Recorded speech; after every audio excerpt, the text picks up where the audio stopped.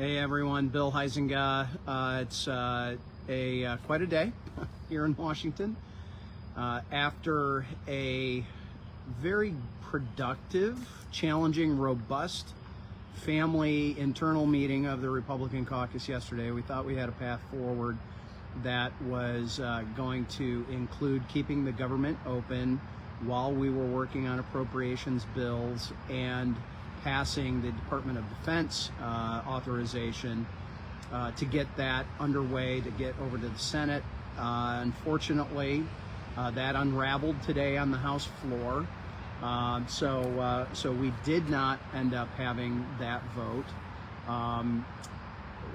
Here's the state of play is at the end of September, government funding runs out.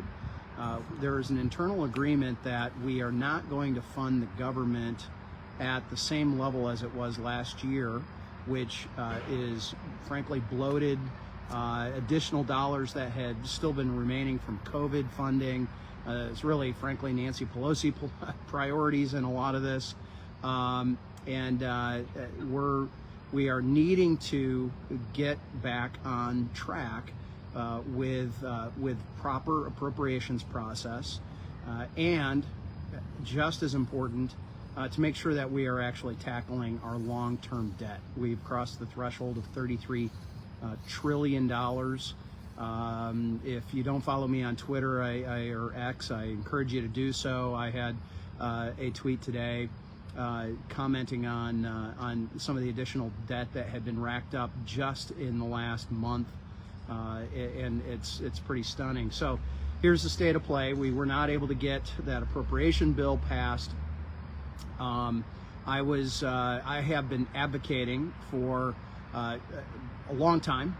When I first got here, I actually was one of the founding members of something called the Balanced Budget Amendment Caucus. I wanted to put and still would like to put a balanced budget amendment requirement to the U.S. Constitution, exactly like what I had to live with as a state legislator in Michigan, and what every state legislature has to deal with in Michigan today, which is making sure you're not spending more than what is taking in, and you can build in the appropriate safety valves if there's a 9/11 type situation or something else were to happen. So anyway, this latest effort is a group of us. It's called the Bipartisan Fiscal Forum. I have a Democrat co-chair, a guy named Scott Peters, who's doing great work as well. And we are having some honest, blunt conversations about where we are on spending and our long-term obligations. Those are two different things. We have sort of a short-term, medium-term, and long-term situation with our spending and our debt. And so I've been asking, requesting, demanding leadership get some sort of commission type structure put into these deals. That was agreed upon. There's a few others, Victoria Spartz and William Timmons, Jody Arrington, who's the chair of the Budget Committee. He has actually written into his budget proposal a commission and so that authorizes it. So there's a lot of momentum for that, but we had a very productive meeting, about an hour and 15-minute meeting with leadership and a few other folks that are in on the details of that, trying to advance the ball. Meanwhile, there's a lot of other meetings that are happening, and at the end of the day, I believe we have a responsibility to govern and to keep government open, if at all possible. We have that same responsibility, though, to make sure that we are fiscally in tune and in line with what our income is. That is not the case. But here's the dirty little secret. We could eliminate virtually every defense project and spending bill. We could eliminate almost every single domestic project and spending bill. And what is, we still would not be in balance. And here's why. Interest on our debt is absolutely limiting what we are able to do in any other part of the government funding. So we have to tackle that. And I think the only way to do that is through some type of commission structure that is going to force us to have an up or down vote on some very difficult issues. And also there would be a requirement to make sure that a vote did happen. In other words, in this law, it would require the House to hold a vote without any amendments, a Senate to hold a vote without any amendments. It's obviously very important who gets named to that. But that is, I believe, the path forward.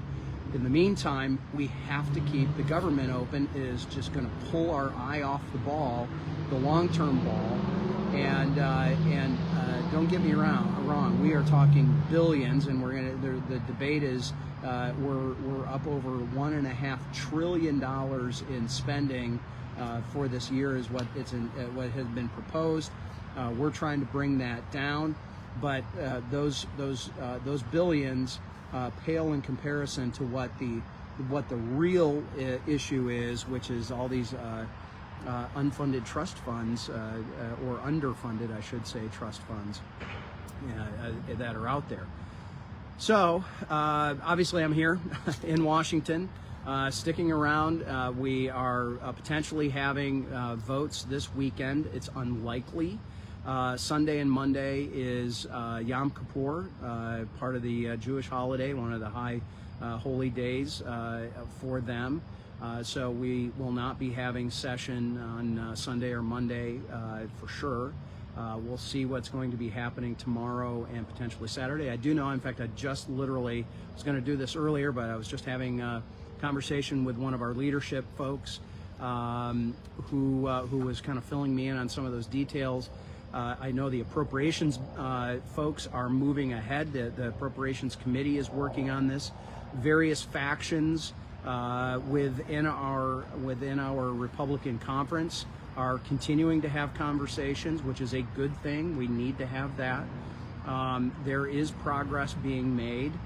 There have been some who have threatened that they will never vote for anything. They just simply want shutdown. I think that's a huge mistake. And there are some who had said they will do anything to keep government open as well. And I think that's a mistake. You know, we've got to make sure that we are hitting the target here. And I understand the frustration that they have. We all have it. We should have been doing this earlier. I wish we had been doing this earlier. There was a number of circumstances as to why that didn't happen. But here's what we can do now: move forward. And by moving forward, we need to do some sort of type of continuation of government funding. We need to put in a debt commission that looks at our spending and our obligations and the debts that we have occurred over the last number of decades. The Senate took the agreement on the debt ceiling and actually expanded the spending that they are proposing, and that's including Republicans on the Senate side. That is a huge mistake. If you're hearing anything in the news or anything around that the Republicans in the House aren't adhering to the deal, well, the Senate already has blown that. That is what we're kind of facing here. So stay tuned. Probably is not going to be huge movement over the weekend. Forward-facing publicly, a lot of movement internally is what I would expect. Because we're going to be having people, including myself, on this debt ceiling proposal and the things that we're looking at, working over the weekend and working into the beginning of next week when we come back on Tuesday after Yom Kippur, and we're going to be working this through till we get some sort of government funding that is going to keep government open while we are passing these appropriations bills, and I hope that my colleagues are going to be able to be clear-eyed on this and honest with themselves on both sides of the aisle. So, all right, everybody, have a good night. We'll talk to you soon.